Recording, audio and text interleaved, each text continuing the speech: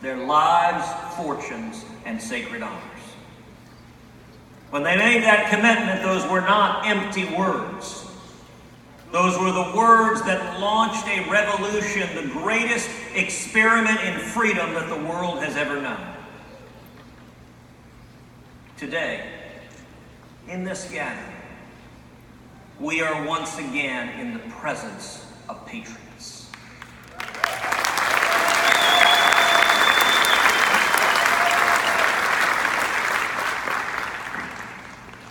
From the Minutemen at Lexington and Concord, to civil rights leaders like Dr. Martin Luther King and Malcolm X, Americans have long understood that the right to keep and bear arms is fundamental for preserving our liberty.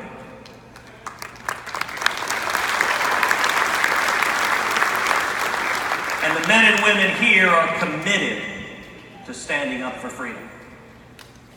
You know, there's been a lot of discussion today about Sutherland Springs, about what happened here in Texas. But I think there are many, many lessons that can be drawn for our country from what transpired in that small Texas town. Sutherland Springs, as you know, was the worst church shooting in the history of our country. I was in Sutherland Springs the day after the shooting. I stood in that sanctuary. The sanctuary is a small country church about the size of this stage. In that small church, a crazed madman fired over 450 rounds. Inside the church, there was shattered glass everywhere you looked. There was shattered wood on the ground. There were church pews that were overturned. There was blood on the ground everywhere. Cell phones with shattered screens lay on the ground covered in blood. But you know, the legacy of Sutherland Springs is not the evil that depraved madman sought to visit that Sunday morning. The legacy instead is how the community rose up in response, and it is a legacy of bravery and courage and sacrifice for your fellow man.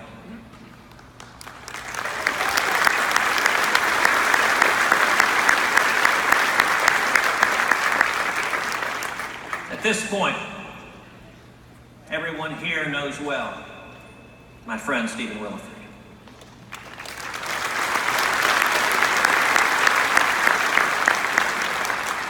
But I want to walk you through that morning. Stephen is at home that morning when his daughter tells him, "Dad, somebody's shooting up the church."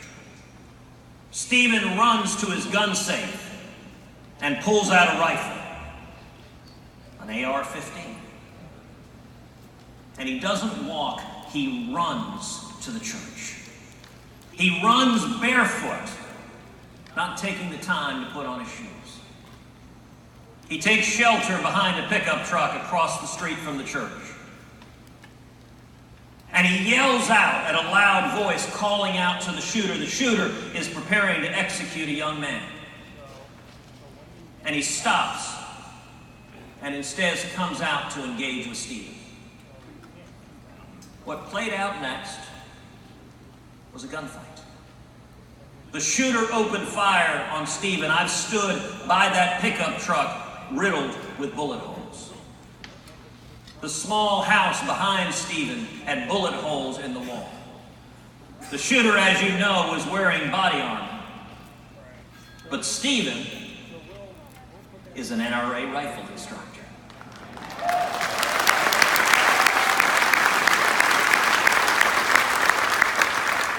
Otherwise known as the media's perfect nightmare.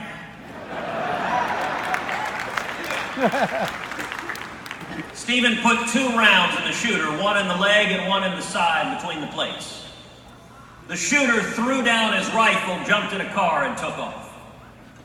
And at that point, a pickup truck happened to be coming around the corner. Now here it's important for you to picture the scene. Pickup truck is driven by a fellow named Johnny. Johnny and Stephen didn't know each other. Yay, Johnny. But Stephen waves him down. Now, you got to picture this scene. Stephen, as you know, he's got white hair, he's got a white beard.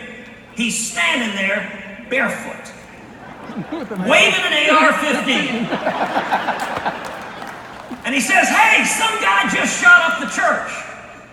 And what does Johnny do? He pulls over and says, "Get in, let's go get him." Good one, Johnny!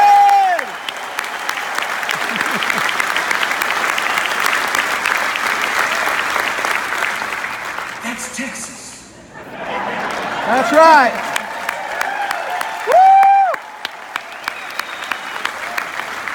Now, Stephen and Johnny pursue the shooter, and they call 911 on a cell phone. Stephen looks down. He realizes he only has 2 rounds left in his magazine. So he's calling on 911 saying, "You guys better get here quick. I'm down to 2 rounds." The shooter pulls off on the side of the road, takes a handgun, and takes his own life. Yes. Stephen jumps out of the truck. They don't know he's dead, points the rifle at the shooter who slumped over in the front seat. A couple minutes later, police officers pull up. Out of the loudspeakers, they call, "Hey, you, throw down your gun and come out with your hands up." Now look, Stephen doesn't want to get shot, so he puts his rifle down, comes out with his hands up.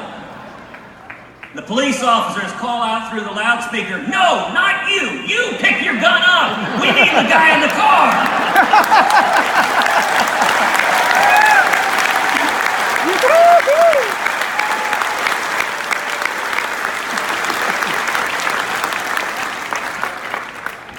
That's Texas, too.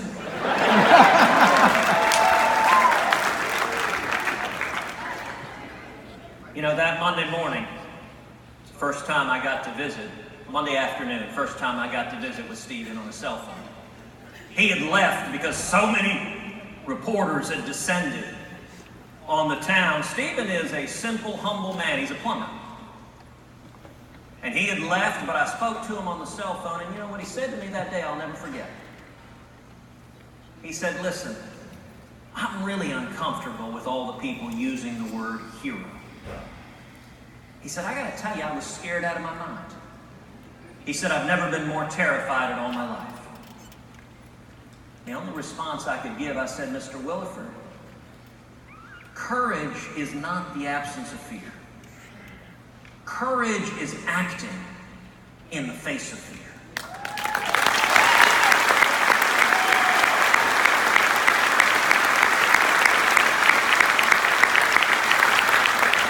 And I said, "Sir, I can tell you what a half dozen law enforcement officers have told me today. Every single one has said if you had not acted, many, many more people would have been killed yesterday morning because you stood up and risked your life. There are husbands and wives and moms and dads and sons and daughters who are hugging their family and grateful to be alive."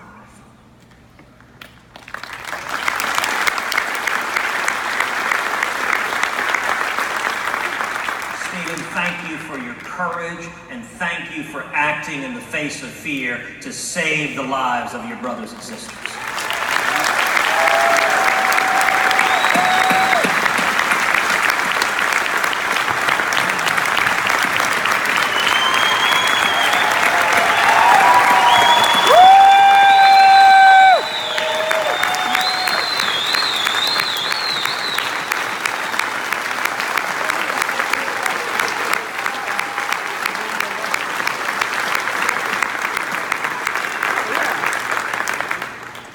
Let me tell you a little more about the community of Sutherland Springs. You have Pastor Pomeroy and his wife, who lost their 14-year-old daughter in that church. A pastor who is helping hold that congregation together, helping hold that community together. You know, the day after the shooting, I went and visited a number of people who had been shot, a number of family members who were grieving. And one of the things that was striking, that national media reporters can never understand, over and over again when I was visiting with family members at the hospital, they would say on their own, you know, gun control is not the answer to this. It's not a topic I would bring up. At that point, I was just there trying to comfort people who were grieving. And over again, I remember there was one woman, a mom, whose son was in surgery as we spoke. And she said, gun control isn't the answer. And she said, you know, we all had our guns. We just left them in the car out of respect for the church. She said, if any of us had brought our guns inside, we'd have shot that guy, wouldn't have killed any of us.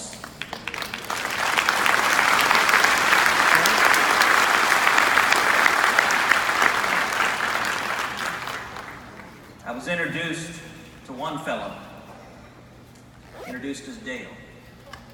Dale had been shot up pretty badly. He was on a ventilator, he couldn't speak.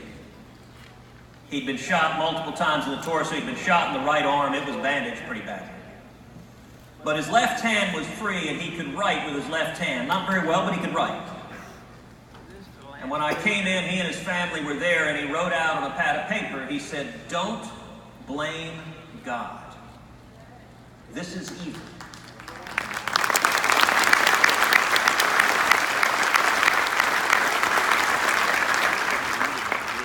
And I visited with him and his family a few minutes, and then his family asked, they asked if I would be willing to pray for Dale.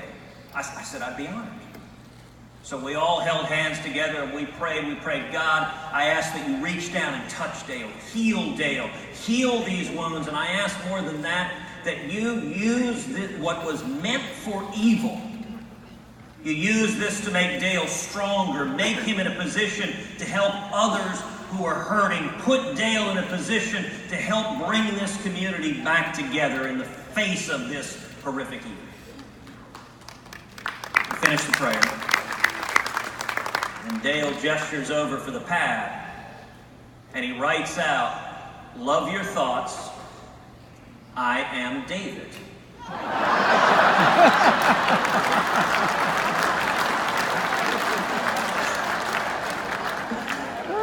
So I turned to the commanding general of BAMC, the Brooks Army Medical Center. I said, General, you introduced him to me as Dale. You threw me under the bus.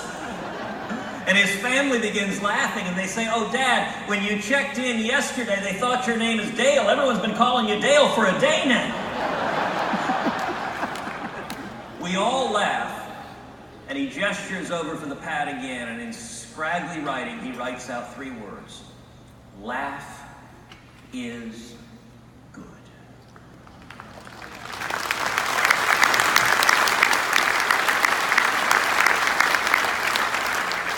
That's Texas too.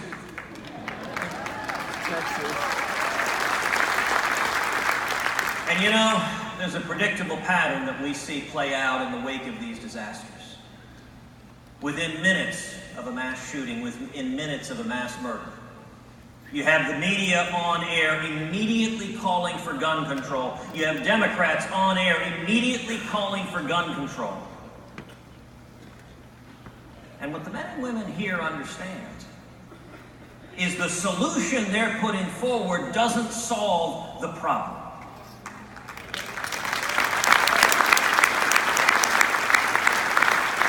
If you want to stop violent crime, if you want to stop mass murders, and every one of us here wants to stop these horrific crimes, the answer is not to try to restrict the Second Amendment rights of law-abiding citizens. The answer is to go after violent criminals and come down on them like a ton of bricks.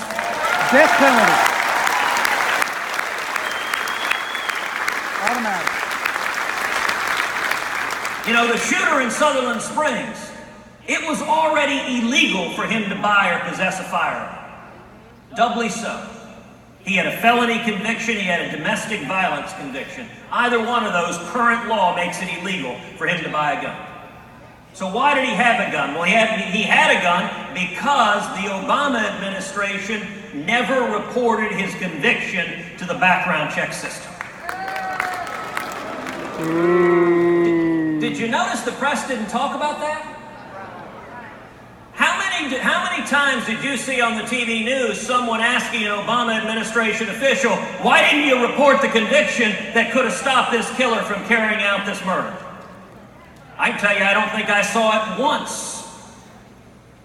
And in 2013, following the horrific shooting in Newtown, I joined with Iowa Senator Chuck Grassley. We introduced legislation called Grassley-Cruz. It's how we beat off Dianne Feinstein's efforts to come after our rights in 2013.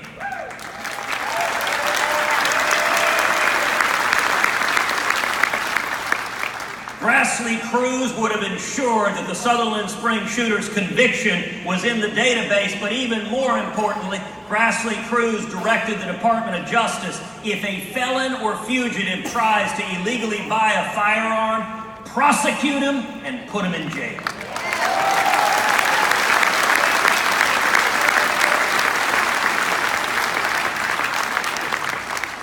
Let me give you some simple stats that, again, the media will never report. In the year 2010, roughly 48,000 felons and fugitives tried to illegally buy a gun. Of those 48,000, the Obama Justice Department prosecuted 44 of them.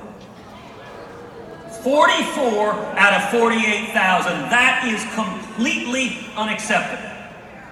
And do you know why Grassley-Cruz didn't pass into law?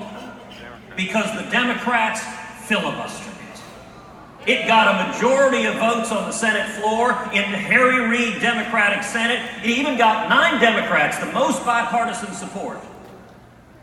But Harry Reid and Chuck Schumer and the Democrats filibustered that legislation. They demanded 60 votes.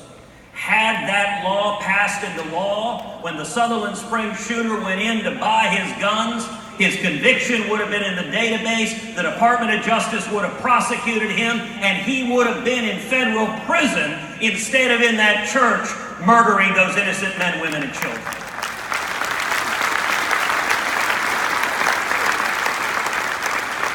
Just once, I want to see a reporter have a fraction of the anger that they direct at law-abiding citizens, a fraction of the anger for every one of the Democrats who said, no, we don't want to go after the criminals. We're not going to target the bad guys. Our objective is to try to disarm the Stephen Willifords of the world.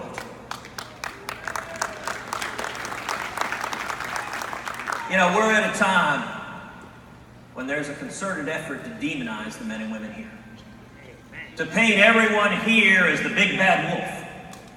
They try to scare people. They try to suggest because you have the temerity to speak out for your rights, there's somehow something wrong about it. They ask politicians, will you denounce the NRA? Well, let me tell you this. I am proud to be a life member of the National Rifle Association.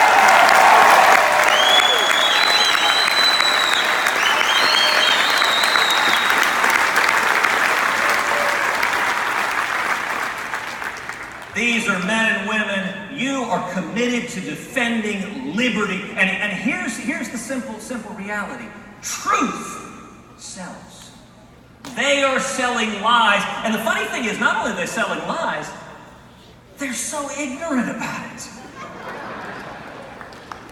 How many of y'all remember one major mainstream media publication talking about accessories for AR-15s and talking about chainsaw bayonets? They had a drawing of a chainsaw bayonet. You know what? I'm going afterwards to all the booths. I'm going to look for the booths selling chainsaw bayonets. I'm not sure how exactly you keep the barrel up if you got a chainsaw strapped to it, but look, these reporters, they're not in the reporting business, they're in the propaganda business. That's right.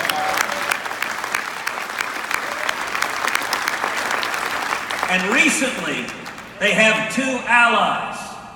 They've conscripted 2 major national banks to threaten to cut off banking to anyone who doesn't comply with their left-wing anti-gun agenda.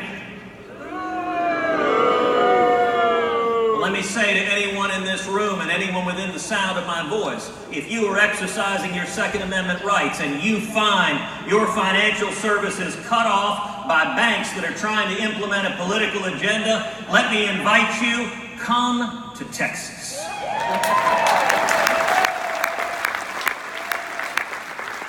We have literally thousands of commercial bankers in Texas who would be happy to have your business, and in Texas, we believe in standing up for our rights.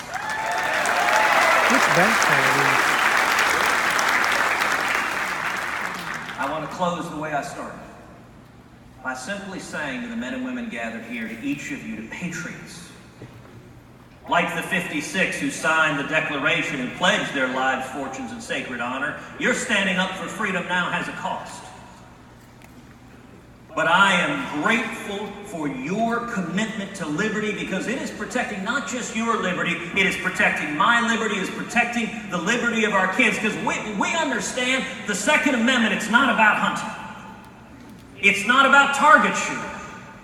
The Second Amendment is about the fundamental God-given right each and every one of us has to defend our lives, to defend our homes, to defend our children, to defend our family.